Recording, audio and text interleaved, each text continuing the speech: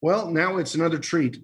Our next lived experience expert is Claudia Chihadi, a college student and social justice advocate who is going to discuss her story of having autism and physical disabilities that have impacted her life and the way she sees the world. She will share challenges she has faced and how she avoided the criminal justice system.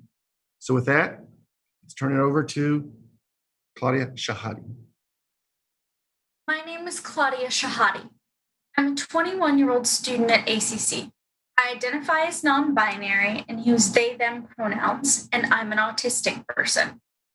I prefer this label to person with autism because I recognize how deeply inseparable my personhood is from my neurodivergency, which means a biological variation in neurocognitive function.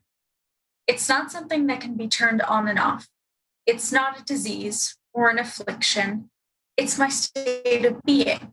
Although I was born with this developmental disability, I wasn't diagnosed until I was an adult. At the age of 17, I had done enough reading that I told one of my doctors I was on the autism spectrum, but she told me I wasn't because I didn't flap my arms and make noises, before another doctor correctly diagnosed me. I spent most of my life being seen as a problem, rather than an individual with different needs that require accommodation from those around me. The labels I apply to myself now, disabled, autistic, neurodivergent, they aren't something that can be read by looking at my face or even my pink hair. My disability is invisible and often dismissed. The labels usually applied to me by strangers are more like odd, strange, obnoxious, suspicious, weird. If I were male or visibly of color, I can only imagine how those opinions might change to dangerous or criminal. The National Autistic Society conducted a survey which revealed that 28% of the autistic individuals interviewed had been asked to leave public spaces or even forcibly escorted from them for behaviors associated with being autistic. You can see the problem, right? We have people in authority who lack understanding about autism trying to police individuals who lack understanding about social norms. There is disproportionate representation of people with intellectual or developmental disabilities in the criminal justice system. Often we're being punished based on a lack of education about how our brains work. Let me give you an example. Autistic people sometimes regulate themselves with repetitive and often obvious body movements called stims, a means of expressing ourselves in ways we couldn't verbally. I, for instance, tend to do this when I'm so excited I can't contain it. It's a behavior that I express naturally, and regulating it is exhausting and harmful. Same goes for trying to follow social norms that aren't easy for me, like maintaining eye contact, controlling the volume of my voice, and regulating inappropriate laughter in overwhelming situations. These are all things that people have misunderstood and judged, punished, even reported on me for, and they're all natural expressions of my neurodivergency. I've been pulled aside by campus security, almost detained by TSA, and even almost barred from entry to the United Kingdom. It's something that follows me whenever I interact with authority, and it creates a fear that makes things infinitely worse. It's no secret that sometimes misunderstood interactions with neurodivergent individuals can result in death or serious injury.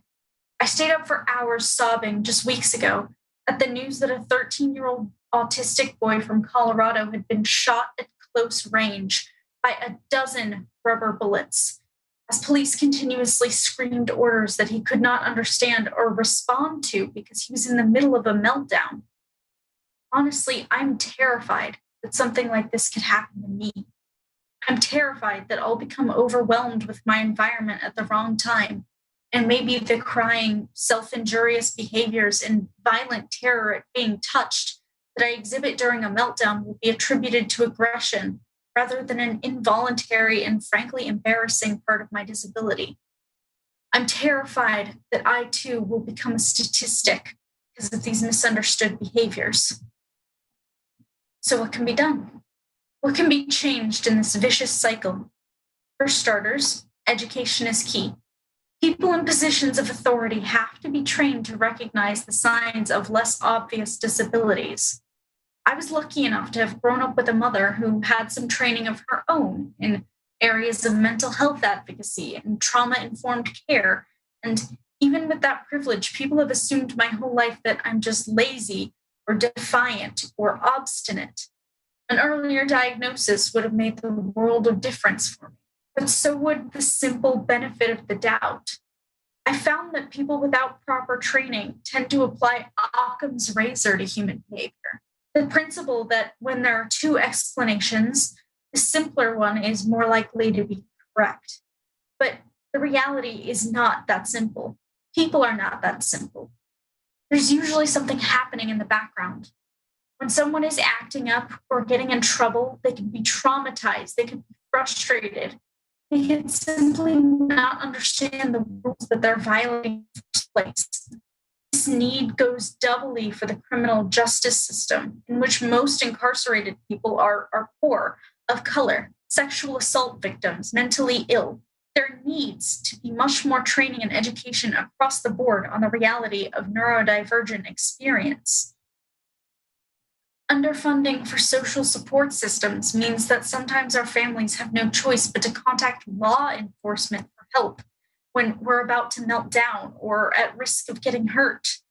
And that means police officers, COs at schools, judges, lawyers, even mental health providers need more education and understanding about how to interact with neurodivergent people. And when developing training or new policies, consult an autistic person. The motto of autistic advocacy is nothing about us without us for a reason. And inviting people like me to speak to people like you is an important step. Ideally, meltdowns and crises of mental health wouldn't be handled by the criminal justice system at all, but rather by unarmed social and mental health workers with years of specific training. There are places in Texas and other states where this is a reality, and I encourage you to find out more about that. Another suggestion is to get involved with your local disability community. Interacting with people different from you decreases suspicion by easing some of the unconscious bias we all have. There are many organizations that provide opportunities for interaction between different communities and can be life-changing. For example, I'm in the Tilt Performance Group, made up of adults with many different types of disabilities and supported by a nonprofit. There are doctors, lawyers, educators, and family members who serve on our board, help with fundraising, and connect us to accessible transportation and performance venues. Famous songwriter and local director actually created an original musical for Tilt. I have a short video from the making of that production for you as we close. But first, I want to thank you for being here this morning and for hearing my words. Lives are at stake. My life is at stake. Today, we're taking an important first step, but until everyone is as willing to listen as you all have been, the neurodivergent community is at risk. Thank you.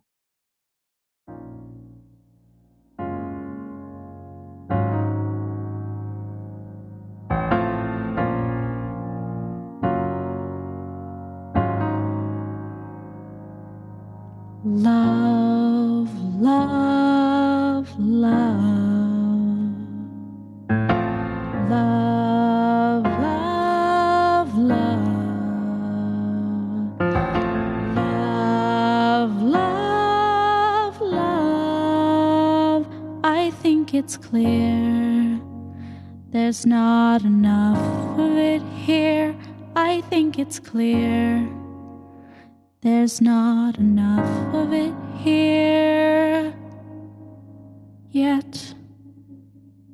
Love, love, love. Love doesn't leave a physical scar like pain does. Love, love, love. But that doesn't mean it doesn't exist. Love, love, love. That we're not surrounded by it now. I think it's clear. There's not enough of it here. I think it's clear. There's not enough of it here.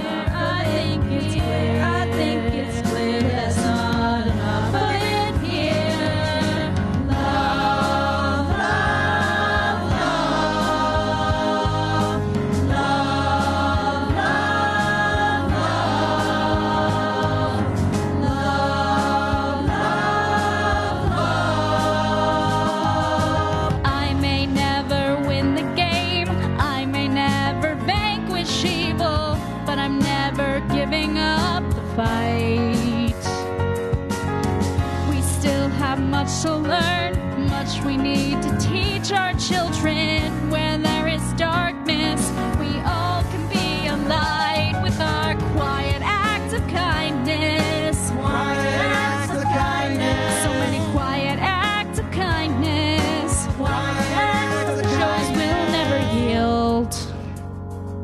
So the fight goes on then.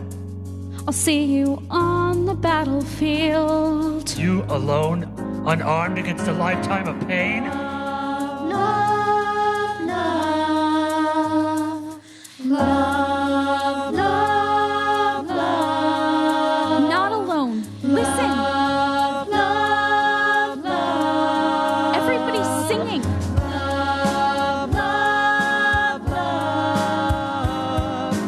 Love, love, love. This is a game you can't win! No, it's a game we refuse to lose. We're armed with hope and joy and peace and love. Love, love, love, love, love, love, love, love. Love.